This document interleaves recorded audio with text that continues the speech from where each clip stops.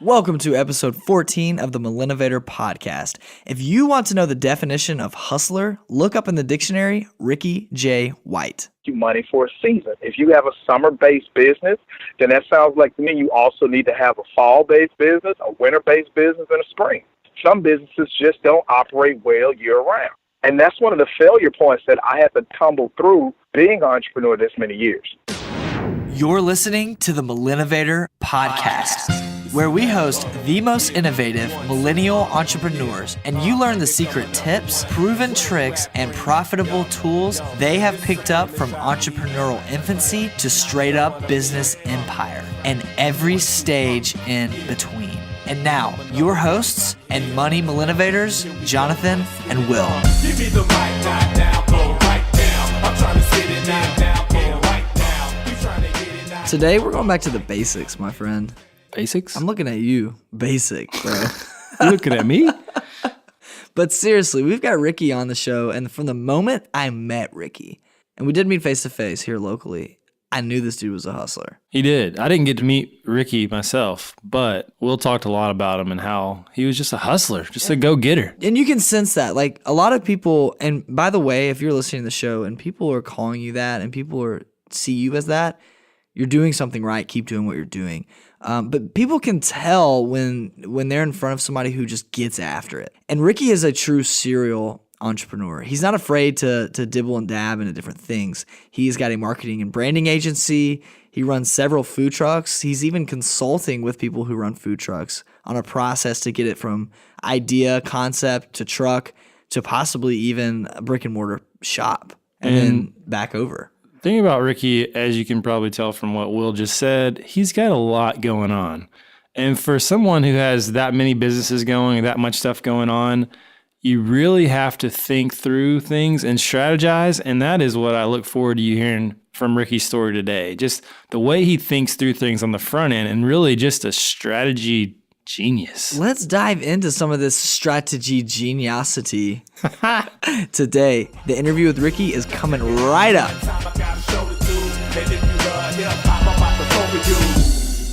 All right, I am sitting here with Jonathan. Hello. And Ricky White of the Food Truck Empire. Not literally the Food Truck Empire. Don't Google that. Ricky, how you doing? Please don't Google out. How you doing this morning? I'm doing absolutely great. Minus not having coffee yet, I'm doing great. Oh, gosh. We got ours, right? We always have to have ours. When we batch episodes back to back, I have a large glass in front of me, so I wish you were here to enjoy it with us, man. I am en route to Urban Standard as we speak now. Nice. To be able to go ahead and get my caffeine fix. One of my favorite spots. Well done. So let's talk really briefly. I met you, Ricky, several months back, actually, at your truck, at your food truck, one of a few that I found out. And man, I couldn't help but notice the hustle that you had. And so can you share with us a little bit about what you do, where you are today, before we dive into the dirty details that got you there? Where I am today, literally 2 days away from a 34th birthday, is I found myself being more as a serial entrepreneur, someone that will invest into a brand or a project or even a organization, whether it's cash or sweat, to be able to bring that process or that project just to market. And once it's to market, sometimes I stay with it a little bit longer, but a lot of times what I find myself doing is pulling back. And you let that brand, that product, be itself. Let the other partners or the people who operate it, let them take the front line, let them take the name credit, and I just fall back and keep building my portfolio. So it sounds like you've positioned yourself as an authority, right, an expert in that space, but that probably didn't come overnight. So where did you begin saying, man, I want to do my first truck? How'd that start? Honestly, the idea of doing my first truck was a little bit of a joke, simply because I saw a need, and I have a brother who's more blue collar, and I saw a need for people who wanted food, and I had a friend who wanted to launch a truck, and we were kind of going back and forth about doing the truck, and I was going to hold off on doing a truck. I actually was not going to launch a truck this year. I was not going to do it. I had no intentions on launching a truck, nothing. I had a friend who needed something, and I stepped up to help my friend. Nice. And that's actually what really got me into being a co-owner of a food truck.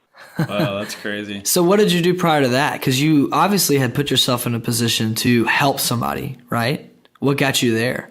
Prior to that, and still to this day, I still own my marketing firm. I still have my consulting firm, and I also still have my other investments that play around in real estate and some other ventures.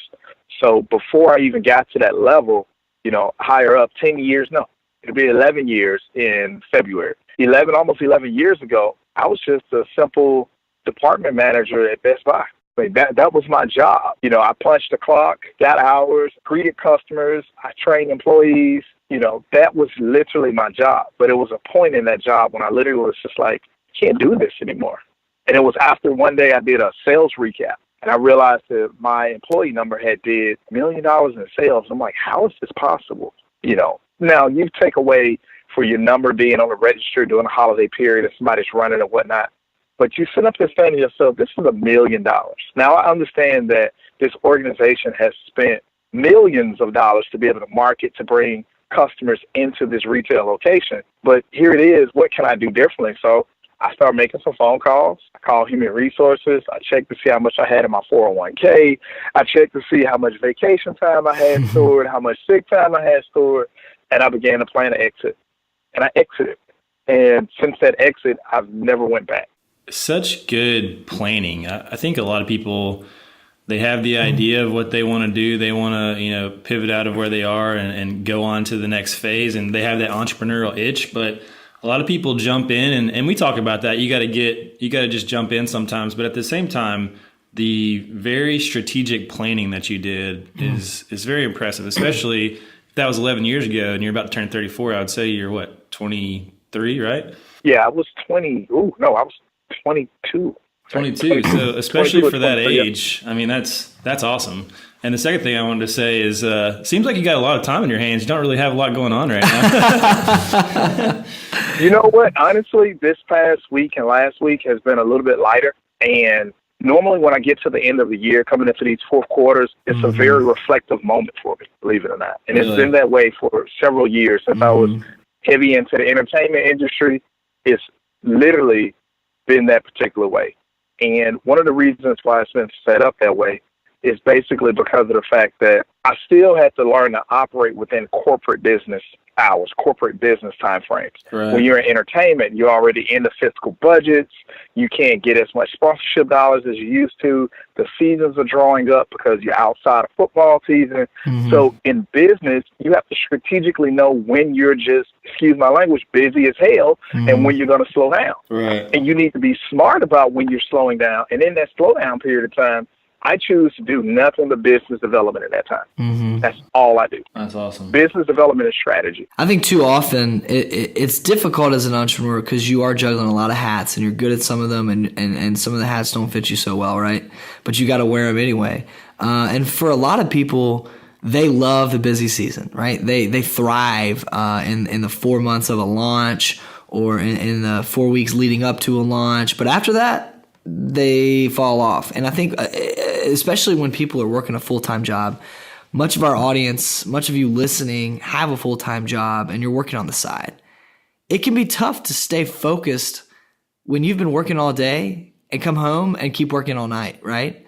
And it's important to say, just because you're not working on a product launch or just because you're not tweaking an email sequence or whatever that might be, doesn't mean you can't look at the high level like you just said, Ricky. Look back over the last 4 weeks. What worked? What didn't work? Jot that down. Reach out to people who you know, who you met, and how can you put yourself in a position to help them to where they can help your business, right? That is absolutely correct. So what ends up happening a lot of times is my mentor just explained it to me last week. He said it's called like deal fatigue. He said you see it a lot with people who do $50, $100 million fatigue projects. And by the time they get to the end of that project, they're just kind of tired. And they don't want to do it any longer. And what happens in this space, in this entrepreneurial space, this thing. But back up, 5 years ago, the term entrepreneur was not what the word is right now. Entrepreneur 5 years ago was more like you're kind of playing and you use a nice title that sounds good to just justify what you're doing. Almost like an inventor or something. Yeah, it's a Right. hobbypreneur. That was a big buzzword. Yeah. Yeah. Being an entrepreneur now, you could get a college degree in it. You can get this. And Mm-hmm. you sit up there like, well, wait, I've been doing this for 10 years. And now you're telling me it's the thing. It's what's hot. No, like, so there isn't a special line of credit for being an entrepreneur. It's not like a professional services background where you can say, hey, I'm a lawyer. I can go here and there's financing.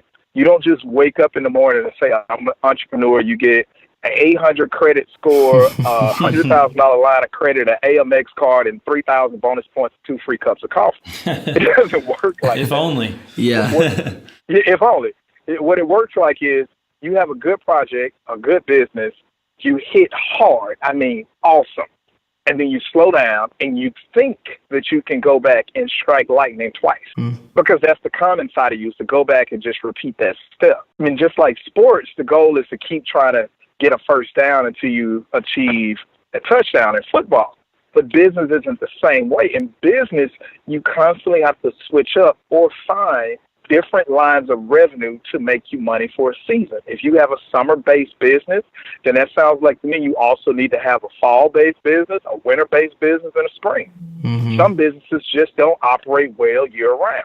Yeah, that's And that's one of the failure points that I had to tumble through being an entrepreneur this many years. I love that. And share with me, Ricky, too, you mentioned this is not, and we say this all the time on this show, we never want to make the word entrepreneur seem like this beautiful, easy thing. A lot of people, it's kind of like, you've heard of like glamping, right? Like tent, like glamorous camping. And they make it this beautiful thing, and there's chandeliers. That's my first time hearing it right now. So Is it that's really? pretty cool. Yes. So like they like make this whole like beautiful things. Like imagine if the Kardashians went camping or something, right? That's what it would be.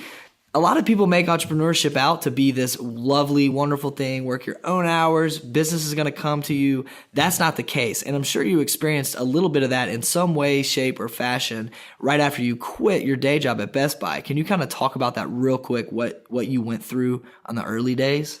So in my early days, what I did was I had to zero everything out. I had to leave my glamorous lifestyle, leave my living, and just simple stuff down. Go back to a paid-for car, nothing fancy, and just say, okay, this is what I'm going to do. Like, I can't live this particular lifestyle and do this. I'm going to have to agree to do this only. And you had moments when it was awesome. I mean, we hit hard in the first 6 months of being in business. And then you had a month like October where I lost, I don't even want to say the number back out loud again. I lost so much money that one weekend. I had a big project the next weekend where I couldn't even afford to do the project, but everything was already kind of prepaid and in motion, where I had to go out of town and literally hustle that Thursday project to be able to pay for the deposit stuff on Friday, hustle the Friday the project to be able to do the Saturday project, and slept in my car. Wow. Man. As a 22, 23-year-old, right? That's correct.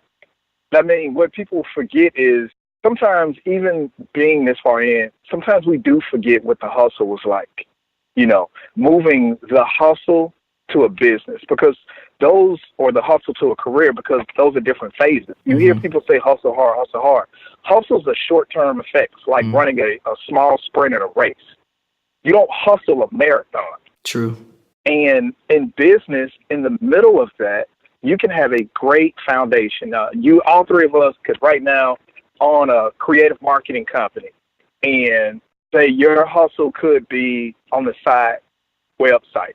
My hustle on the side could be public speaking. And then the other hustle could be building decks. Those become hustles.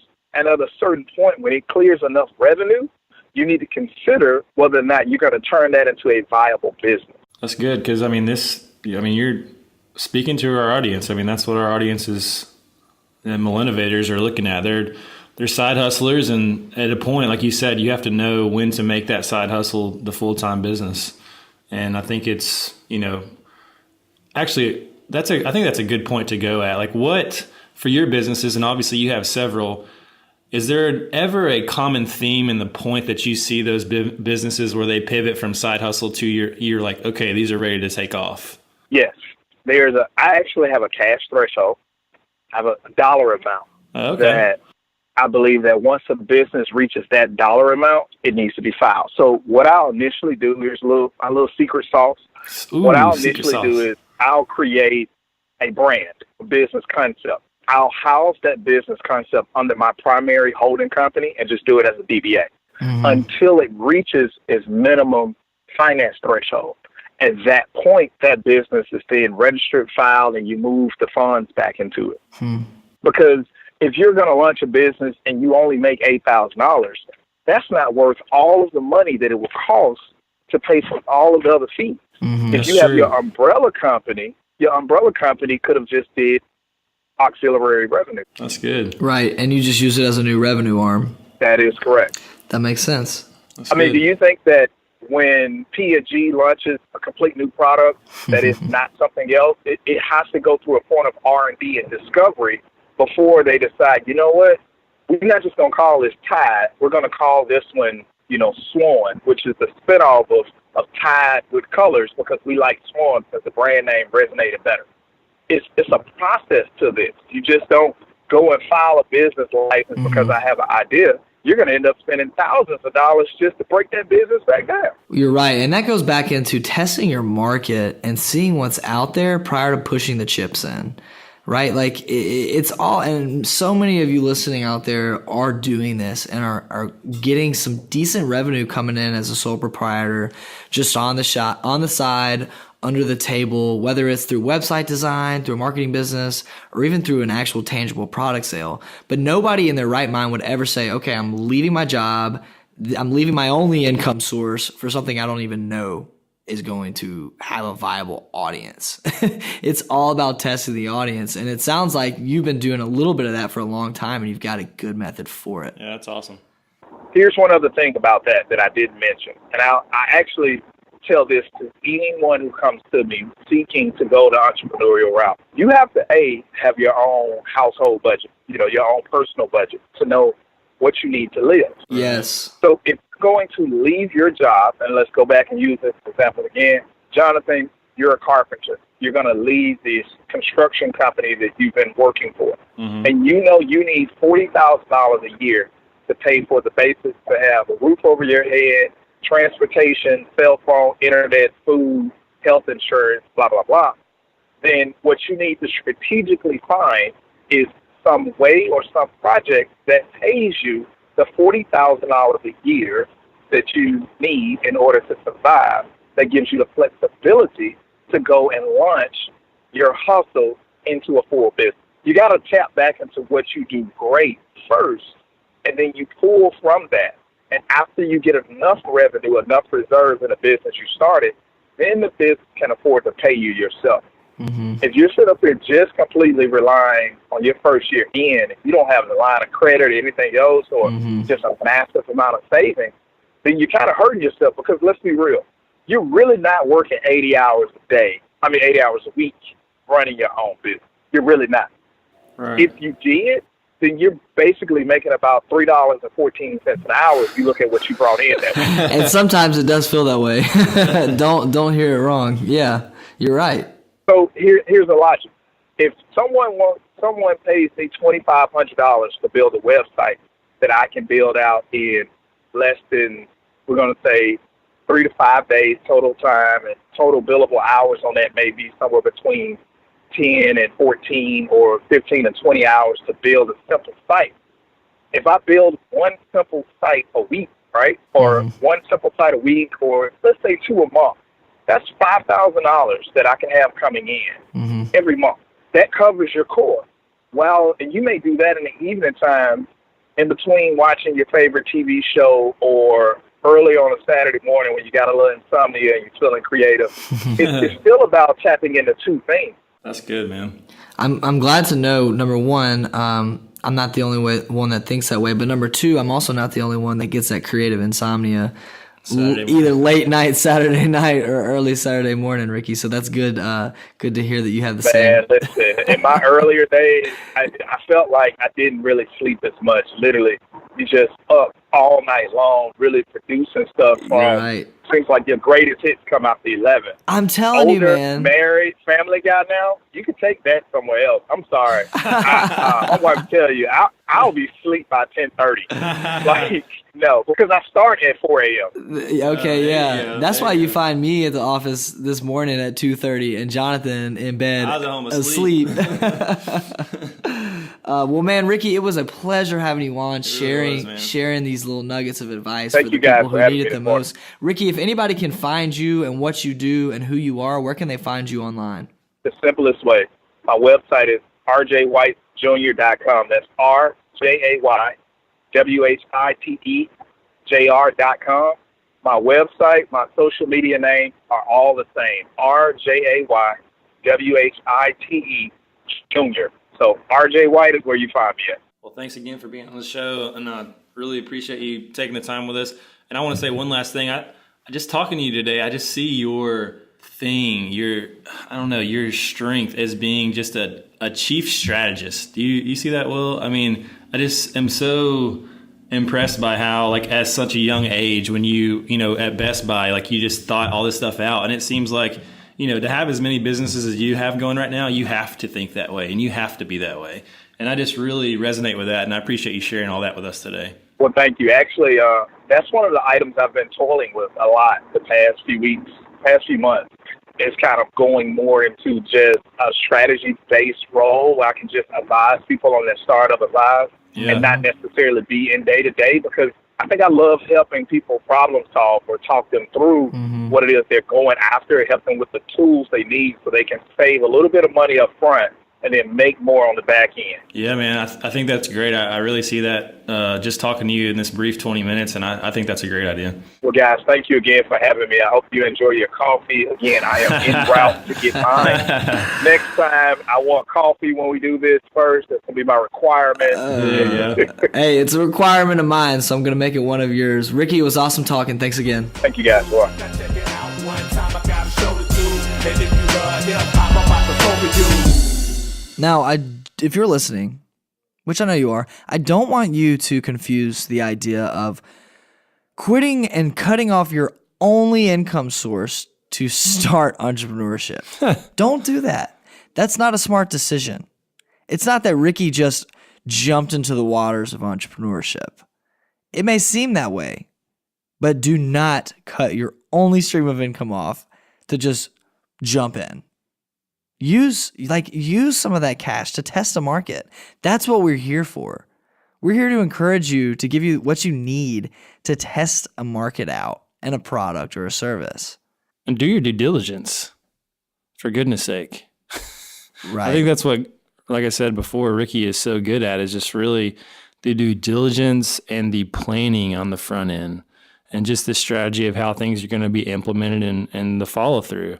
I think so many people have a great idea and they might strategize a little bit on the front end and they have a process, but what lacks in just about any kind of business, it doesn't matter if it's, your own business or not, is follow through. And I think that's something that Ricky does so well. Mm-hmm.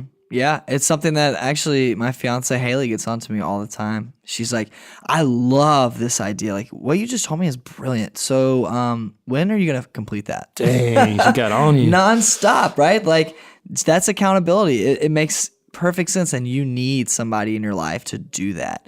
And let me also say, don't let your pride stand in the way of entrepreneurship. Pride? What's that? Pride. Like Ricky mentioned, he was like, look, dude, I went back to the basics. Right? Like, don't sell your iPhone and get a flip phone. Don't do that. But Ricky was like, look, man, I had a car that didn't have a car note. Like, I did what I had to do to put money into my business to succeed. Don't be afraid to do that. I'm also not telling you to go sell your car for a cheaper car. I'm not telling you that. But sometimes there are sacrifices that need to be made. You may not need a $500 car payment on a new Acura that you just quote unquote bought and are AKA paying off if you're thinking about entrepreneurship full time. $400, $300 a month can make a humongous, Jonathan, we're a testament to that. $300 a month can make a humongous difference in a business. So much. I can't tell y'all how badly I want to get a truck, but it's just not in the cards right now. You should Venmo me first. It's not in the cards right now. It's not in the cars right now, or it's not in the trucks right now? The trucks. It's definitely not in the trucks. It's in my Ford SUV out there. We are transitioning out of this. And that was probably way too loud, by the way. We're transitioning out of this interview and into our next segment, which is, drumroll, the power pitch. Power pitch. That was rough. So, Jonathan, you mentioned an elevator pitch that we're doing. Yeah, he hated on my name. I wanted to name it the elevator pitch, but he decided no. So the power pitch competition, this is actually not a competition at all. The power pitch is a way for you to get your brand, 1, out there, 2, test your elevator pitch out, and 3, be featured on our show, which does get your brand out there, by the way. So our goal with the power pitch is to teach you a better way to find and form the words to describe your business, which, by the way, can be so much harder than it needs to be sometimes. Like, if you struggle with people being like, hey, so what do you do? Let me get some paper towels to clean that up real quick. Our goal is to fix that. So by listening to this segment, you're going to see and hear some incredible entrepreneurs tell some really powerful, really cleaned up elevator pitches.